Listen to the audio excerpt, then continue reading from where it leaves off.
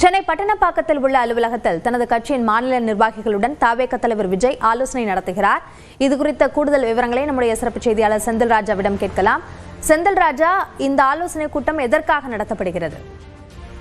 அபிநயா தமிழக வெற்றி கழகத்தின் தலைவர் 2 நாட்களுக்கு முன்பு ஈரோடு சென்று பொதுக்கூட்டம் நடத்திவிட்டு சென்னை திரும்பினார். அதற்கு பிறகு அடுத்த கட்ட நடவடிக்கை என்ன என்பது குறித்து இன்றைய ஆலோசனை கூட்டத்தில் விவாதிக்க இருக்கிறார்கள். குறிப்பாக கடந்த முறை நடைபெற்ற அந்த மாவட்ட செயலாளர்கள் கூட்டத்தில் தீர்மானங்கள் நிறைவேற்றப்பட்டது. குறிப்பாக பார்த்தீர்கள் என்றால் அந்த கூட்டணிக்கு பேசுவதற்காக ஒரு குழுவும், அதே போல் தேர்தல் அறிக்கை தயாரிக்க ஒரு குழுவும், சிறப்பு குழுவும் அமைக்கப்படும் என்று தெரிவித்திருந்தார்கள். அதற்கான முடிவை கட்சியின் தலைவர் விஜய் எடுப்பார் என்றும் தெரிவித்திருந்தார்கள். இந்த நிலையில்தான் இன்று அக்கட்சியுடைய மாநில நிர்வாகிகளோட ஆலோசனையில் ஈடுபடுகிறார். இதற்காக தான் இந்த பட்டினப்பாக்கம் அலுவலகத்திற்கு வந்திருக்கிறார். அதே போல கட்சியுடைய நிர்வாக குழு தலைமை ஒருங்கிணைப்பாளர் செங்கோட்டையன் வந்திருக்கிறார்.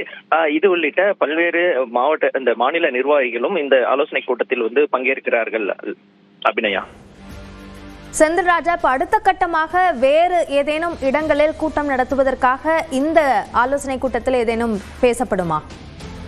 நிச்சயமாக பேசப்படும் அபிநயா. ஏனென்றால் தற்போது ஈரோடு பொதுக்கூட்டம் நடைபெற்று முடிந்திருக்கிறது. இதற்கு அடுத்ததாக சேலத்தில் நடத்தலாமா என்ற ஒரு ஆலோசனையும் ஏற்கனவே நடைபெற்றது. அதற்கான இட தேர்வு பணிகளும் நடைபெற்று வந்தன.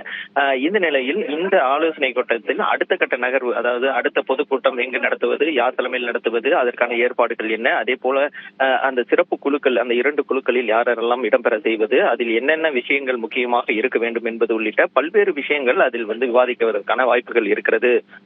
அபிநயா, விரிவான விவரங்களுக்கு நன்றி செந்தில் ராஜா.